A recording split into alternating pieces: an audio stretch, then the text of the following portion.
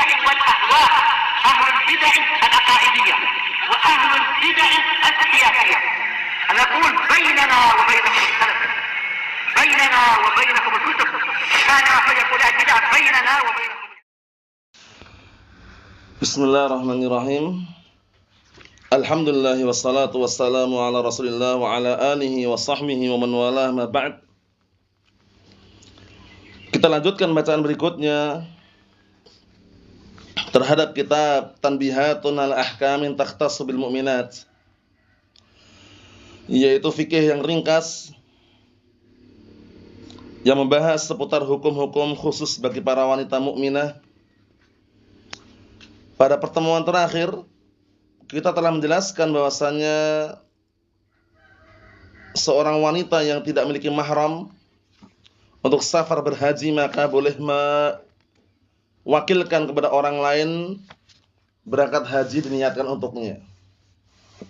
Jadi dia hanya bermodalkan harta, uang, kemudian nyuruh orang lain yang pernah haji atau pernah umroh agar dia berangkat haji atau umrah diniatkan untuknya. Bisa dipahami ya? Diniatkan untuk orang yang tidak bisa berangkat haji tadi. Itu kalau tidak punya mahram. Jadi bukan berangkat nekat tanpa mahram ya. Karena nekat ataukah tidak nekat, pergi tanpa mahram dalam kondisi safar tidak darurat, itu hukumnya adalah haram bagi perempuan. Harus ada mahramnya. Kita lihat berikutnya.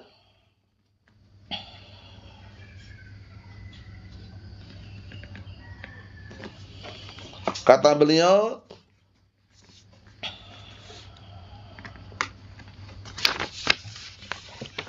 yang masih berkaitan masalah wanita yang sedang melakukan ihram. Pada pertemuan sebelumnya untuk perempuan yang sedang ihram kemudian haid, maka boleh melakukan semua ritual haji atau ibadah umrah kecuali tawaf. Kecuali apa? Tawaf. Karena tawaf syaratnya harus suci. Sehingga ketika dia haid, di saat dia sedang tawaf misalkan atau sedang sudah ihram kemudian dia haid, maka menahan tidak melakukan amalan-amalan haji atau umrah kecuali barakallahu fi, karena tidak melakukan amalan-amalan amalan haji atau umrah. Nah, yang diinginkan ini adalah apa? Tawafnya. Adapun selain itu silahkan sa'i, paham ya? Berdoa, berzikir, enggak ada larangan. Baca Al-Qur'an, enggak ada larangan, pendapat yang sahih. Tapi tawaf syaratnya harus apa? Harus suci. Mafhum? Naam. Dan kemarin sudah kita sebutkan juga mengenai bagaimana kalau seandainya dia suci dalam kondisi masih ada waktu untuk menggantikan di sana. Misalkan waktunya masih ada dan masih berada di Saudi misalkan, dan belum saatnya pulang, ya tentunya yang tawaf tadi diganti. Faham ya? Karena tawaf termasuk rukun aslinya. Sehingga bagaimanapun kalau sudah suci dan dia masih memungkinkan untuk tawaf, tawaf. Faham ya? Tapi kalau seandainya khawatir, mungkin orangnya punya sakit atau sakit-sakitan atau khawatir nanti terputus, maka ketika ihram ditambahkan lafaz setelah dia labbaika umratan, naam labbaika umratan, Allahumma labbaika umratan atau labbaika umratan, ditambahkan mahilli haitsu habastani. Tahallulku di mana engkau menahanku ya Allah. Jadi ketika dia ditahan oleh Allah Taala dengan mungkin didatangkan haid atau mungkin sakit, saat itulah dia tahallul. Jadi pahami ya? Itu tambahan yang penting kalau seandainya khawatir tidak bisa menyambung rangkaian amalan umroh atau haji. Mafhum? Tapi kalau tidak mengucapkan tadi, maka menggantikan. Bisa dipahami ya? Menggantikan amalan amalan yang terlewatkan, terkhususkan yang tawaf tadi. Karena tawaf enggak boleh kecuali apa? Dalam keadaan suci. Kita lihat di sini barakallahu fiik. Halaman selanjutnya.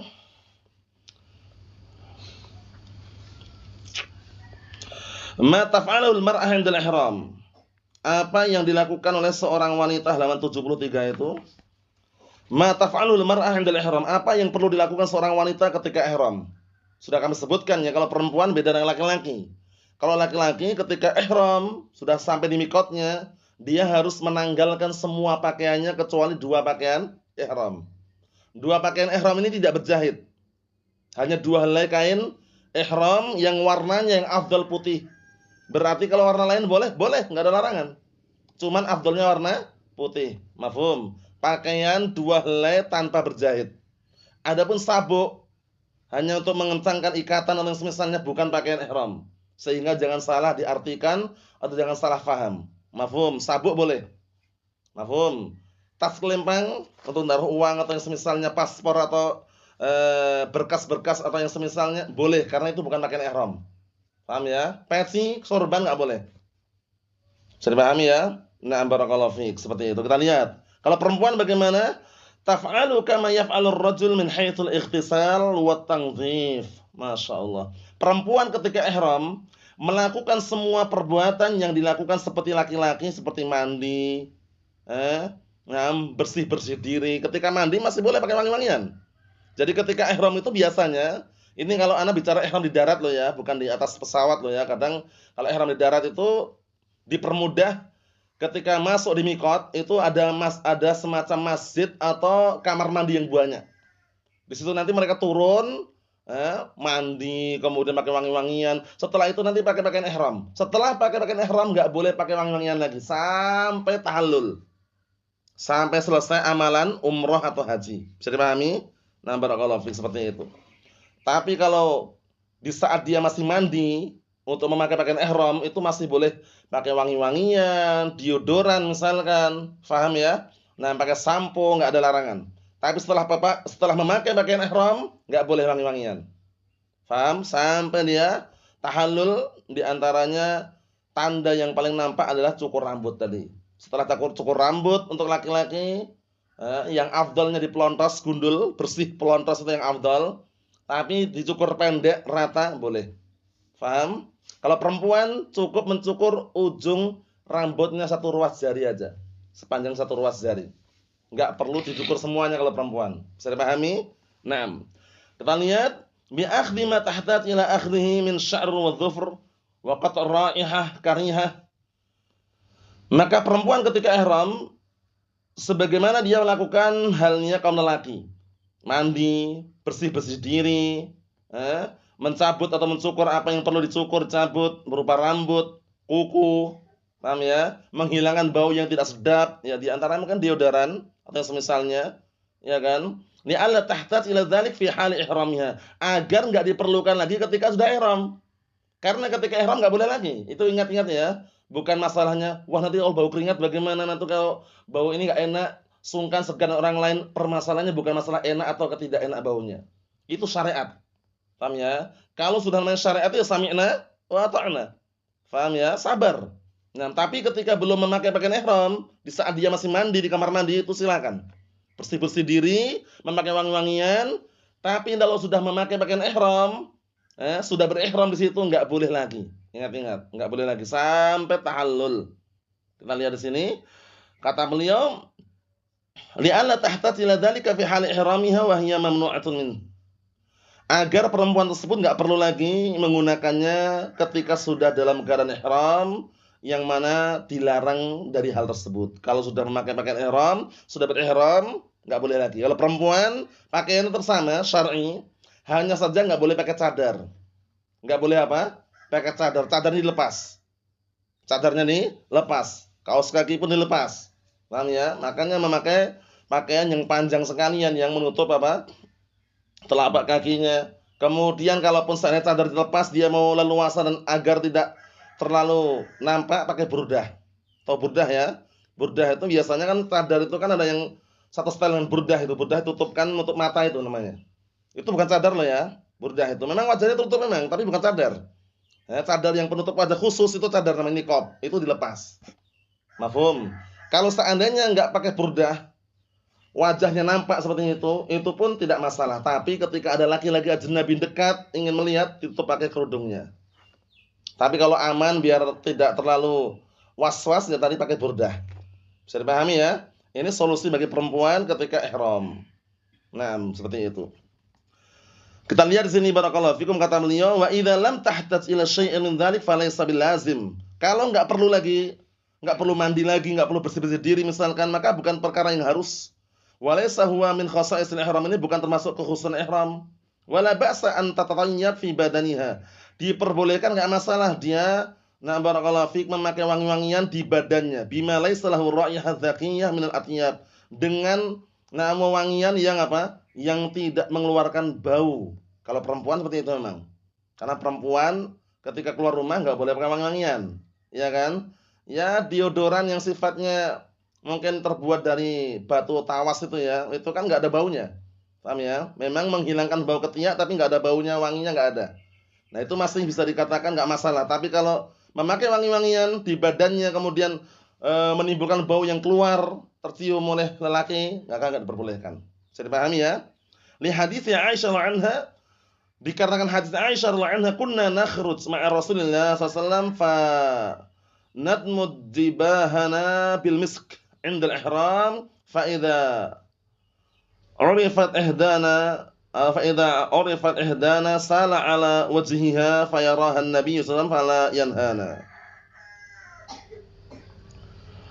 Artinya dulu kami ketika keluar bersama Rasulullah SAW, kami meletakkan di dahi-dahi kami semacam misik ketika ihram. Kemudian ketika kami sudah dikenal, diketahui, sudah mulai barakallahu fiik mengalir atau istilahnya itu menetes di wajah kami, Rasulullah SAW melihatnya dan tidak melarang kami. Menunjukkan bahwasannya pada asalnya barakallahu fiik itu diperbolehkan, cuman bau wangian yang tidak sampai keluar. Itu pendapat yang kuat ya, karena ancamannya sudah tahu kan ancamannya. Perempuan mana saja keluar rumah itu umum sifat, mau keluar ihram atau keluar umrah, keluar haji, memakai wangi-wangian kemudian tercium baunya kaum lelaki, akan tercium baunya fahiya zaniyah, maka perempuan tersebut penzina. Qala Syaukani fi Nail Autar, suqutuhu sallallahu yadullu 'ala al-jawaz li'annahu la yasqut 'ala batil. Diamnya Rasulullah SAW menunjukkan boleh sebenarnya menggunakan. Tapi para ulama telah menjelaskan menggunakan wewangian bagi perempuan itu adalah yang nampak warnanya tersembunyi baunya. Paham ya? Karena minyak wangi misik itu ada yang jenis yang nampak warnanya itu. Paham ya? Dan baunya tidak terlalu menyengat. Dan syahidnya di sini barakallahu fiik, untuk perempuan ketika ihram memakai wangi-wangian di dalam badannya, tadi sebutkan tadi ya, fi badaniha, bukan di pakaiannya ya, di badannya, dan laisa lahu raihah dzakiyah, dan tidak memiliki bau yang kuat menyengat sehingga keluar, itu boleh. Bisa dipahami ya? Nah, tapi kalau sampai keluar baunya kuat sehingga akan menimbulkan fitnah, kaum lelaki mencium baunya, itu yang diharamkan. Bisa dipahami? Naam. Yang keenam, 'inda niyatul ihram takhla' al-burqu' wan niqab. Ketika sudah meniatkan ihram, maka hendaknya dia melepas penutup wajah. Melepas penutup wajah. Nah, burqu' wan niqab ini artinya sama, cadar. Paham ya? Dilepas. In kanat labisah lahu, kalau memakai cadar, dilepas cadarnya. Qabla al-ihram, kalau sebelumnya dia memakai cadar sebelum ihram, maka ketika ihram dilepas. Wa huma ghita'ul wajh, yang mana kedua-duanya penutup wajah. Fihi nakban 'alal 'ainain tanzurul mar'ah minhuma. Yang mana pada keduanya ada apa? Ada penutup atas kedua matanya yang seorang wanita melihat keduanya. Jadi ini pada asalnya barakallahu fiik, untuk perempuan pada asalnya terbuka seluruhnya, dalam artian tidak memakai penutup wajah sama sekali. Cuman untuk masalah burdah ini dari toleransi para ulama. Karena burdah itu bukan penutup wajah secara asal, tapi hanya aslinya penutup mata. Paham ya? Antum tahu enggak? Cadar safar itu yang biasa dijual itu kan ada satu paket itu kan biasanya. Untuk cadar sendiri, kemudian kain bagian belakang kalau dijulurkan ke depan tertutup matanya enggak? Nah itu burdah itu. Sehingga burdah itu aslinya penutup mata gitu loh, bukan penutup wajah. Bisa dipahami? Nah, sehingga penutup wajah ya niqab tadi, cadar tadi. Itulah yang disuruh untuk buka. Mafhum? Sehingga kalau khawatir nanti terlihat laki-laki ajnabi yang atau yang semisalnya, maka burdah tadi boleh tutupkan. Bisa dipahami? Kalaupun seandainya enggak pakai burdah, terbuka wajahnya, itu tidak ada larangan. Hanya saja nanti kalau ada laki-laki ajnabi dekat ditutup pakai kerudungnya. Bisa dipahami ya? Nah, ini biar nanti mungkin di antara antum ya, yang suami istrinya bercadar, caranya seperti itu caranya. Nah, nggak boleh pakai cadar kalau udah ihram itu. Nah, ini tapi kan ini nanti terlihat atau yang misalnya solusinya tadi itu solusinya. Solusinya imma dia nggak pakai cadar sekalian, kemudian nanti maksudnya ketika udah ihram dia buka cadarnya, nanti kalau ada laki-laki ajnabi dekat dia tutup pakai kerudungnya gitu, atau kayak burdah penutup mata itu. Mafhum? Naam. Kita lihat di sini. Liqaulihi sallallahu la tantaqibul mar'ah al-muhrimah afan. La tantaqim muhrimah. Perempuan yang ihram maka tidak boleh pakai niqab, tidak boleh pakai penutup wajah. Rawal Bukhari. Wal burqu aqwa minan niqab, sedangkan burqu itu lebih kuat daripada niqab. Nah, biasanya lebih tertutup, lebih rapat. Wa takhla' ma'ala kaffaiha minal qufazain, dan melepas apa yang menutup kedua telapak tangannya berupa kaos tangan. Kaos tangannya lepas juga. Ini mengaturan syariat ini ya. In kanat qad labisathuma qabla ihram. Kalau dia memakai sebelum ihram, memakai kaos tangan, ya kan? Karena semua perempuan itu al-mar'ah kullu aurah. Perempuan semuanya aurat. Kedua telapak tangannya, kedua telapak kakinya. Makanya harus paham itu. Ketika keluar rumah, kedua telapak tangannya, kedua telapak kakinya pastikan tertutup. Pastikan tertutup. Walaupun hanya belanja di tetangganya dan semisalnya. Intinya jangan sampai nampak laki-laki ajnabi. Paham ya? Karena itu aurat. Kecuali suara. Suara bukan aurat tapi fitnah. Kalau seandainya sampai mendayu-dayu, memfitnah kaum lelaki yang bukan mahramnya. Bisa dipahami ya? Bedakan. Suara bukan aurat tapi fitnah. Suara wanita. Oleh karena itu diperintahkan kalau berbicara dengan laki-laki ajnabi yang bukan mahramnya seperlunya. Dengan suara nada yang biasa, tidak dibikin mendayu-dayu. Mafhum? Adapun kedua telapak tangan, kedua telapak kaki masuk bagian aurat, ditutup. Jangan bermudah-mudahan.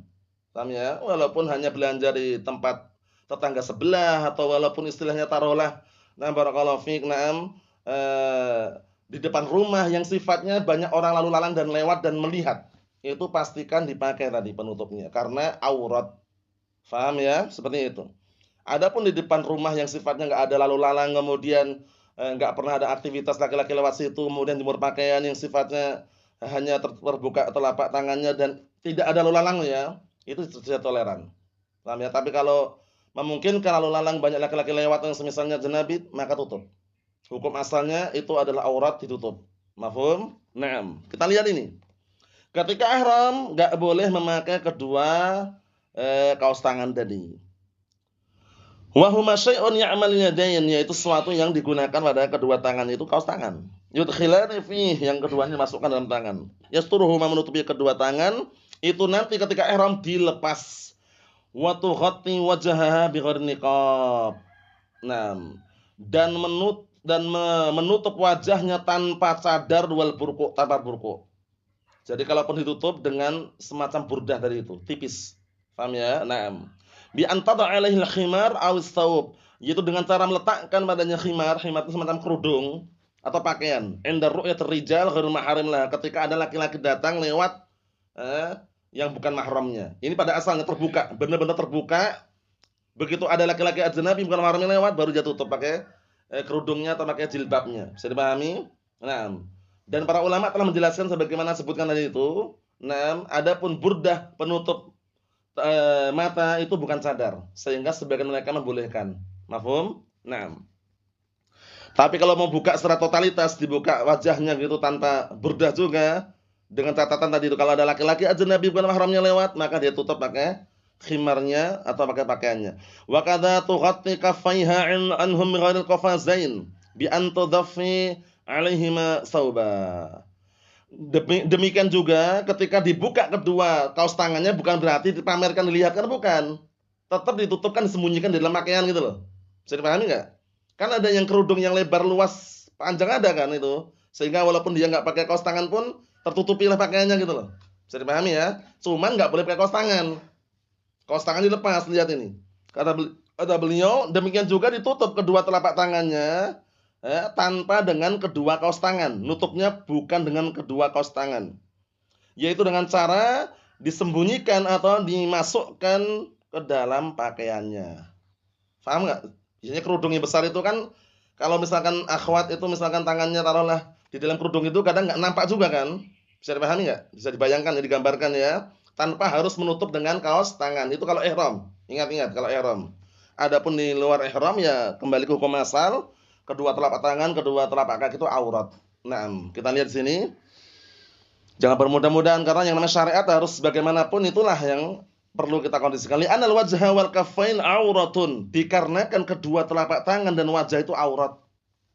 Aurat. Mafhum? Datang dalam hadis yang sahih yang sering antum dengar, al-mar'atu kulluha aurat. Perempuan itu semuanya aurat. Fa idza kharajat, apabila perempuan itu keluar, maka syaitan menghias-hiasinya. Sehingga perlu yang namanya apa? Penutup agar tidak menimbulkan fitnah. Kita lihat, li'anal wajha wal kaffain aurah yajibu satruhuma 'anil rijal fi halatil ihram wa ghairihima. Dikarenakan wajah dan kedua telapak tangan itu adalah aurat, sehingga wajib menutup keduanya dari pandangan laki-laki di saat dia ihram atau di selain ihram. Hanya saja ketika ihram enggak boleh pakai kaos tangan, enggak boleh pakai cadar. Terus bagaimana menutupnya? Kalau mendekat tutup pakai kerudungnya. Paham ya? Kalau yang masalah kedua telapak tangan tadi itu dimasukkan dalam pakaiannya atau kerudungnya. Bisa dipahami ya insyaallah ya. Naam. Qala Syekhul Islam Ibnu Taimiyah rahimahullah taala wa ammal mar'atu fa innaha auratun. Adapun perempuan kata Syekhul Islam ini disimak baik-baik ini, dan adapun perempuan atau wanita fa innaha auratun maka dia adalah aurat. Falidzalika jazalaha an talbas thiyab allati tastatir biha wa tastadil bil bil mahmal. Artinya oleh karena itu diperbolehkan bagi dia memakai pakaian yang menutup dirinya dan berteduh barakallahu fiik dengan barang bawaannya. Maksudnya dia boleh memakai pakaian yang intinya menutupi dirinya, menutupi aurat-auratnya tadi itu. Lakin akan tapi han Nabi SAW antang takiba au talbas al-kufazain. Penting ini. Akan tapi Rasulullah SAW melarang untuk memakai niqab, cadar, atau memakai kedua kaos tangan wal kufazan. Sedangkan kedua makna kufazan itu adalah khilafun yasna'ul yad. Penutup yang dibikin tangan itu kedua kaos tangan. Dilarang kapan ini? Ketika ihram. Mafhum? Walau khattatil mar'ah wajhaha bisyai'in la yamassul wajh jaza bil ittifaq. Penting ini. Kalau seandainya perempuan tersebut ketika ihram menutup wajahnya dengan sesuatu yang tidak menyentuh wajah, maksudnya itu kain tersendiri dari belakang didepankan. Biasanya kalau burdah dari belakang kan biasanya, dikedepankan, enggak nyentuh wajah langsung gitu loh. Tapi kalau cadar itu memang untuk wajah gitu loh. Bisa dibedakan enggak? Nah, seperti itu. Nah, seperti itu kata beliau, na'am barakallahu fiik jaza bil ittifaq, boleh secara kesepakatan. Wa in kana yamassuhu fasahih aidan anu yajuz, walaupun sampai menyentuh wajah pun itu boleh. Karena burdah ya, burdah penutup mata itu bagaimanapun yang namanya kena angin kadang nempel wajah enggak? Nempel wajah. Nyentuh atau tidak? Nyentuh, boleh. Intinya bukan cadar. Bisa dipahami ya? Ini penting sekali karena bagaimanapun keadaannya mungkin suatu ketika di antara antum punya rezeki yang luas ya, kelapangan rezeki berangkat umroh, tahu hukumnya. Tahu tata caranya. Jangan sampai sudah ihram masih pakai cadar, berarti gagal paham. Nah, berarti dia belum belajar. Sudah ihram, masuk mikot masih pakai kaos tangan. Alasannya aurat. Memang benar aurat memang. Masih pakai cadar, alasannya aurat. Benar memang aurat, tapi ketika ihram enggak boleh. Itu cadar dibuka. Kedua telapak tangan kasih nampak. Hanya saja disembunyikan di dalam kerudungnya. Paham ya? Kalau ada laki-laki mendekat, tutup pakai kerudungnya wajahnya. Atau yang paling simpelnya tadi menggunakan burdah. Bisa dipahami? Cadar nggak boleh. Itu penting loh ya. Karena ada beberapa orang yang terjadi kelihatannya paham, ternyata begitu sampai di mikot ya santai ya, pakai cadar, masih pakai kaos tangan, keliru secara syariat. Mafhum? Nah, kita lihat di sini. Wala tukallif al-mar'ah an tujafi satraha 'anil wajh la bi'udin wala biyadin wala ghadzalik. Tidak boleh. Barakallahu fiik, membebankan seorang wanita untuk mengosongkan penutupnya dari wajah tidak dengan tongkat atau dengan tangan atau yang semisalnya. Maksudnya bagaimana barakallahu fiik? Maksudnya kalaupun seandainya terbuka, dia menutup dengan tadi itu, imma dengan kerudungnya, dengan khimarnya tadi itu, atau yang paling mudah dan simpel pakai burdah tadi. Insyaallah bisa dipahami ya. Fa inna Nabiyya sallallahu alaihi wasallam sawa baina wajhaha wa yadayha. Dikarenakan Rasulullah sallallahu alaihi wasallam menyamakan antara wajah dan kedua tangannya. Mafhum? Ingat-ingat ya, wajah dan kedua telapak tangan perempuan adalah aurat. Wa kilahuma kabadin rajul la kara'sih. Yang mana keduanya, wajah dan kedua tangan itu bagikan badan seorang laki-laki. La kara'sih, bukan seperti kepalanya. Kalau badan laki-laki ditutup atau tidak? Ditutup kan? Sebagaimana wajah dan barakallahu fi kedua tangan perempuan ditutup juga itu. Istilahnya ibaratnya seperti itu. Wa azwajuhu sallallahu alaihi wasallam kunna yastadilna ala wujuhihinna min khairi mura'atil mujafat. Masyaallah. Dan dahulu para istri-istri Rasulullah SAW mereka menjulurkan jilbab-jilbab mereka di atas wajah-wajah mereka. Paham ya? Nah, barakallahu fik tanpa melihat keadaan apapun. Dalam artian barakallahu fik tetap menggunakan penutup wajah tadi hanya saja. Kalau ihram bukan cadar. Bisa dipahami ya? Penutup wajah kan enggak harus cadar ya. Nah, jadi ketika dia misalkan ihram, perempuan buka cadarnya, buka kedua kaos tangannya, adapun kedua telapak tangannya biar enggak nampak dimasukkan dalam kerudungnya atau dalam pakaiannya, kemudian biar wajahnya enggak nampak tadi kalau seandainya biar simpel pakai burdah. Bisa dipahami ya? Naam. Walam yanqul ahadun min ahli ilm 'anil Nabi sallallahu alaihi wasallam qala ihramul mar'ah fi wajhiha. Dan tidak satu orang pun dinukilkan dari ahli ilm dari Nabi SAW, tidak ada seorang pun ahli ilm yang menukilkan dari Rasulullah SAW bahwasanya ihramnya seorang perempuan itu pada wajahnya. Wa inna ma hadza huwa qaulu ba'd salaf, tapi ini hanya ucapan sebagian para salaf. Bisa dipahami ya? Di kesimpulannya sudah kami sebutkan tadi itu, kalau laki-laki jelas enggak boleh memakai pakaian yang berjahit laki-laki. Paham ya? Hanya dua kain ihram yang sudah disediakan, yang biasanya travel-travel itu ada atau beli sendiri. Bisa dipahami ya? Sabuk bukan pakai ihram sehingga boleh dipakai. Mafhum? Tas lempang atau naruh uang atau yang semisalnya bukan pakaian ihram sehingga boleh dibawa. Mafhum? Peci, sorban enggak boleh. Nah. Sandal boleh atau tidak? Pendapatnya kuat boleh. Karena sandal bukan pakaian ihram juga. Bisa dipahami? Karena kadang-kala kalau pas tawaf itu kalau pas saat panas. Kalau enggak pakai sandal enggak kuat itu. Paham ya? Kecuali tawafnya malam. Kalau malam insyaallah aman. Mafhum? Naam, seperti itu. Kita lihat di sini. Qala al-'allamah Ibnu Qayyim rahimahullah fi Tahdhib as-Sunan, wa laysa 'ala an-nabi sallallahu alaihi wasallam harfun wahid fi wujubi kashfil mar'ah wajhaha 'inda al-ihram illa nahyi 'anil niqab. Berkata Imam Ibnu Qayyim rahimahullah, tidak ada satu huruf pun dari Nabi SAW tentang wajibnya perempuan membuka wajahnya ketika ihram, kecuali larangan memakai niqab. Paham ya? Larangannya itu niqab, cadar. Insyaallah semuanya paham ya, cadar ya? Itu larangannya. Berarti kalau ditutup dengan selain cadar, burdah tadi diantaranya, atau kerudungnya ketika laki-laki dekat boleh. Bisa dipahami? Yang dilarang itu niqab. Niqab itu cadar. Insyaallah ma'ruf ya, cadar ya. Naam. Kita lihat di sini barakallahu fikum ila an qala sampai pada ucapan beliau wa qad sabata an Asma annaha kanat tughatti wajhaha wa hiya muhrimah. Dan sungguh telah datang dalam hadis yang sahih itu Asma radhiyallahu anha bahwasanya dahulu beliau menutup wajahnya dalam keadaan beliau berihram. Dibawa kepada makna menutup wajahnya dengan burdah bukan dengan niqab. Paham? Naam.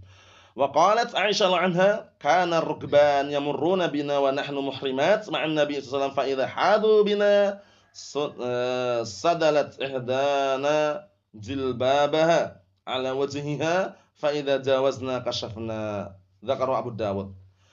Dan berkata Aisyah anha dahulu kami ketika kami sedang ihram, kalau ada rombongan melewati kami bersama Nabi SAW. Nah, ketika mereka dekat, kami menjulurkan, salah seorang dari kami menjulurkan jilbabnya di atas wajahnya. Berarti menunjukkan wajah terbuka awalnya. Nah, kemudian ketika mereka sudah melewati kami pun buka kembali. Jadi pada asalnya dibuka, tidak boleh pakai niqab. Cuman kalau tutup dengan selain niqab, paham ya? Nah, seperti burdah tadi barakallahu fiik, maka diperbolehkan. Nah, kalau masker itu kedudukannya seperti niqab sehingga dijauhi. Bisa dipahami ya? Nah, karena penutup wajah khusus. Kita lihat di sini barakallahu fiik, walaupun istilahnya enggak full tapi itu bisa dikiaskan kayak semacam niqab. Oleh karena itu lebih baik pakai burdah tadi kalau ini tutupi. Bisa dipahami ya? Naam. Yang terakhir kata beliau, fa'lami, maka ketahuilah wahai seorang wanita, ayyatuhal muslimah, wahai seorang muslimah al-muhrimah yang sedang ihram, annaki mamnu'atun min taghdiyatil wajh wal kaffain. Bahwasanya engkau dilarang menutup wajah dan kedua telapak tangan bima khayyatalahuma khassah kan niqab wal kufazain. Dengan apa saja yang terikat pada keduanya secara khusus, yaitu cadar dan dua apa? Dua kaos tangan secara khusus. Wa annahu yajibu 'alaika satru wajhika wa kaffaika 'anil rijal ghairil maharim bi khimarika wa thawbika wa nahima. Tapi tetap wajib bagimu menutup wajahmu, ingat-ingat, wajib menutup wajahmu dan wajib menutup kedua telapak tanganmu dari pandangan laki-laki yang bukan mahramnya dengan kerudung-kerudungmu atau pakaianmu atau yang semisal keduanya. Berarti kalau selain kaos tangan, selain cadar boleh untuk menutupnya. Jadi pahami ya? Naam. Wa annahu la asla li wad'i syai'in yarfa al-ghita' an malamasatil wajh la bi wad'i 'ud wala imamah wala ghairihima. Nah, dikarenakan tidak ada asal usulnya untuk meletakkan sesuatu yang mengangkat penutup dari menyentuh wajah tanpa meletakkan tongkat, sorban atau yang selainnya. Jadi nggak perlu kemudian ada semacam tongkat atau yang semisalnya itu untuk apa? Untuk menghalang-halangi di depan wajah biar nggak nyentuh wajah. Aslinya selama bukan niqab, seperti burdah tadi itu walaupun terkadang tersentuh wajah itu nggak masalah karena burdah diletakkan bukan untuk menutup wajah secara langsung, tapi biasanya untuk menutup apa? Kedua mata. Bisa dipahami ya? Kalau cadar niqab itu biasanya kan masih nampak matanya. Tapi kalau ada burdah itu kan dimajukan ke depan tertutup kedua matanya. Bisa dipahami ya? Nah, barakallahu fiik seperti itu. Ini kesimpulannya. Barakallahu fiik. Masih panjang juga sehingga belum tentu kita selesaikan untuk pertemuan kali ini. Jadi kesimpulannya untuk perempuan ketika sedang ihram sama yang dilakukan seperti laki-laki, mandi kalau memungkinkan, memakai wangi-wangian yang sifatnya tidak keluar bau wanginya kalau perempuan, hanya di dalam badan saja. Nah, kemudian untuk masalah pakaiannya, pakaian tetap hanya saja nggak boleh pakai cadar dan nggak boleh memakai kedua kaos tangan. Mafhum? Penutup wajah seperti burdah atau yang semisalnya boleh. Adapun kedua telapak tangan biar nggak nampak dimasukkan dalam kerudungnya atau pakaiannya, aman sudah. Itu diantaranya yang disebutkan para ulama. Adapun laki-laki, maka semua pakaian yang berjahit, mulai celana, sirwal, atau celana dalam misalkan, atau kaos, jaket, semua dilepas. Semua dilepas menggunakan dua helai kain ihram. Mafhum? Yang satu dipakai seperti pakai sarung itu, kalau khawatir nanti lepas pakai sabuk. Namanya sabuk pengaman itu. Kemudian yang satunya dikalungkan di badannya. Dinampakkan bagian bahu yang kanannya. Bisa dipahami ya? Nah, itu semuanya pembahasan dalam kitab apa tersendiri membahas seputar apa? Tata cara atau gerakan-gerakan untuk umroh. Jadi di sini bukan pembahasannya, ini hanya penyebutan global. Paham ya? Penyebutan global bahwasanya perempuan pun ketika ihram cara-caranya barakallahu fik kecuali masalah pakaian tadi hampir sama dengan laki-laki. Wallahu a'lam bissawab. Nasallahu as-salamata wal afiyah. Walhamdulillahirabbil alamin.